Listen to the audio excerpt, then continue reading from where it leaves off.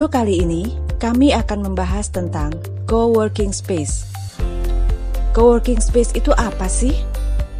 Oh, salah satu jenis ruang kerja ternyata. Zaman dulu, kalau ada orang yang nyebut kantor, pasti yang terbayang sama kita adalah sebuah gedung, ada orang yang kerja di dalamnya, punya meja kerja, punya jabatan, dan punya penghasilan. Tapi sekarang, karena banyak faktor yang mempengaruhi, maka orang bekerja nggak selalu harus ada di kantor atau di gedung-gedung bertingkat seperti bayangan kita sebelumnya. Kemacetan dan efisiensi kerja menuntut banyak pengusaha menerapkan sistem mobile untuk beberapa karyawannya. Karyawan tidak lagi diharuskan untuk standby di kantor dari jam 8 sampai 17, tapi lebih menekankan pada tanggung jawab pekerjaan dan kualitas pekerjaan. Karyawan boleh berada di mana saja, asalkan dia bisa dihubungi. Pekerjaannya selesai dengan kualitas yang baik dan tepat waktu. Membuat pertemuan bisnis pun saat ini tidak harus di kantor, tapi bisa memanfaatkan hotel, kafe, atau coffee shop. Yang penting, lokasi dan tempatnya nyaman untuk membahas masalah pekerjaan atau hanya sekedar membicarakan rencana proyek. Menanggapi kondisi seperti ini, banyak kalangan yang kemudian berinisiatif membuat suatu tempat yang bisa dimanfaatkan oleh orang-orang yang mobile tadi. Ada yang menyewa ruangan di sebuah gedung, kemudian dibuat interiornya seperti sebuah lounge, fasilitas internet yang memadai, hiburan untuk menonton film di TV, lengkap dengan fasilitas minuman dan cemilan yang bisa diorder. Ada juga yang memanfaatkan aset rumahnya yang kebetulan berada di lokasi strategis untuk disulap menjadi sebuah tempat yang nyaman, bisa untuk bekerja, ada fasilitas internet yang bagus, dan mudah untuk mencari makanan dan cemilan. Syarat utama sebuah coworking space adalah suatu tempat yang bisa menyediakan fasilitas kantor seperti meja, kursi, internet, ruang meeting, mesin printer, dan scanner.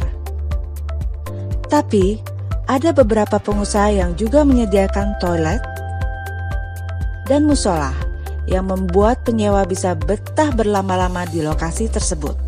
Kelebihan lain dari coworking space adalah karena bisa disewa per jam, baik ruangan maupun hanya sebuah meja dan kursi dengan fasilitas pendukung yang sama, dengan biaya yang sangat terjangkau. Dan di coworking space juga tidak ada batasan status penyewa. Siapa saja boleh menyewa fasilitas di sana, tidak harus karyawan, tapi mahasiswa juga boleh. Bahkan, pelajar yang ingin memanfaatkan wifi untuk menyelesaikan tugas sekolah juga bisa menjadi penyewa di sana. Jadi, buat orang-orang yang terjebak macet dalam perjalanan ke kantor, sementara ada deadline yang harus dia kerjakan dalam waktu dekat, dia nggak perlu stres lagi mikirin tugasnya yang belum selesai. Dia bisa mampir ke coworking space terdekat untuk menyewa sebuah meja dan menyelesaikan tugasnya di sana. Pertimbangannya, dengan membayar sewa sebuah meja selama 1 jam, pekerjaannya selesai. Dia nggak perlu stres mikirin kemacetan, irit bensin, hemat uang, dan tenaga. Dan yang paling penting, dia nggak kena marah bosnya karena belum menyelesaikan pekerjaannya. Untuk yang memerlukan ruang meeting yang agak formal, juga bisa diperoleh dengan menyewa di coworking space terdekat. Karena di ruang meeting ini, biasanya disediakan fasilitas untuk presentasi. Ada overhead projector, screen, atau ada juga yang menggunakan monitor TV yang bisa dihubungkan dengan laptop si penyewa. Keberadaan coworking space di Jakarta dan beberapa daerah lainnya sudah mulai menjamur. Artinya, perusahaan sudah banyak yang menerapkan sistem mobile, dan karyawannya juga sudah mulai merasakan manfaat dengan adanya coworking space tersebut. Buat sebagian pengguna, coworking space dirasakan dapat membantu menyelesaikan masalah mereka dari sisi waktu. Buat yang lain, Sangat membantu karena tidak harus hadir di kantor untuk menyelesaikan pekerjaan karena jarak tempuh antara rumah dan kantornya cukup jauh. Bahkan gak sedikit loh karyawan yang rumahnya di Depok, Bogor, Karawang, Tangerang, tapi berkantor di daerah Jakarta Pusat, atau sebaliknya. Nah, sekarang kalian mungkin udah paham ya dengan istilah coworking space dan seperti apa sih bentuknya. Jika video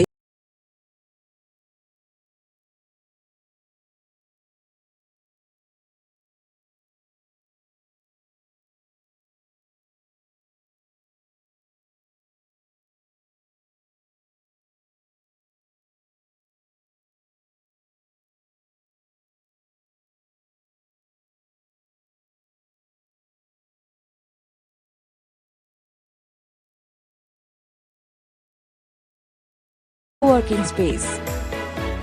Video sekilas mengenai coworking space sudah pernah kami tayangkan sebelumnya.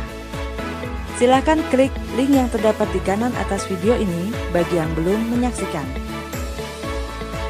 Istilah coworking sebenarnya sudah ada sejak tahun 1600. Tapi oleh seorang programmer bernama Brad Newberg dimunculkan kembali dengan konsep baru. Dia meresmikan sebuah coworking space di San Francisco, Amerika pada tahun 2005. Coworking space buatannya menyediakan ruangan dengan 8 meja di Spiral Muse. Selain sebagai tempat bekerja, lokasi tersebut menawarkan makan siang bersama. Bahkan, ada juga waktu untuk meditasi sama-sama. Menurut Wikipedia, coworking space berarti tempat untuk orang-orang dari organisasi berbeda berbagi ruang untuk bekerja. Biasanya, bentuknya adalah suatu ruangan terbuka yang cukup luas untuk menampung sekian banyak orang. Orang-orang ini bisa terdiri dari individu, komunitas, atau suatu perusahaan yang bergerak di bidang bisnis, khususnya startup. Ada juga coworking space yang menyediakan ruang-ruang kecil tersendiri yang disewakan bagi satu perusahaan atau sekelompok pekerja. Ditambah dengan fasilitas pantry atau kantin yang menyediakan minuman seperti kopi dan alat-alat dapur untuk memasak.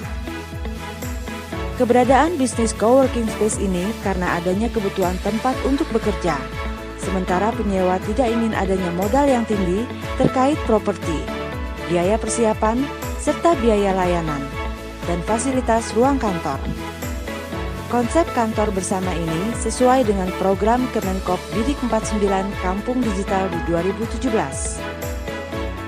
Atau secara informal, bisa menjadi tempat berkumpul para blogger, pekerja IT, serta inkubator bisnis UKM. Virtual Office. Untuk definisi virtual office atau kantor virtual secara mudah adalah Anda hanya memiliki kantor secara virtual saja, di mana para penyewa hanya memiliki alamat dari kantor tersebut untuk keperluan berbagai urusan administrasi. Perusahaan Anda terdaftar sebagai perusahaan yang bekerja di alamat tersebut, walaupun Anda tidak memiliki ruangan kantor di sana. Penggunaan virtual office banyak dibutuhkan untuk startup atau perusahaan yang baru saja berdiri. Dengan kehadiran virtual office, setidaknya ada 3 hal yang bisa didapatkan untuk perusahaan.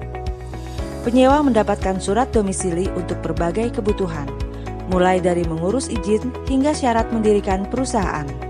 Penyewa memiliki alamat kantor untuk diinformasikan ke customer atau klien.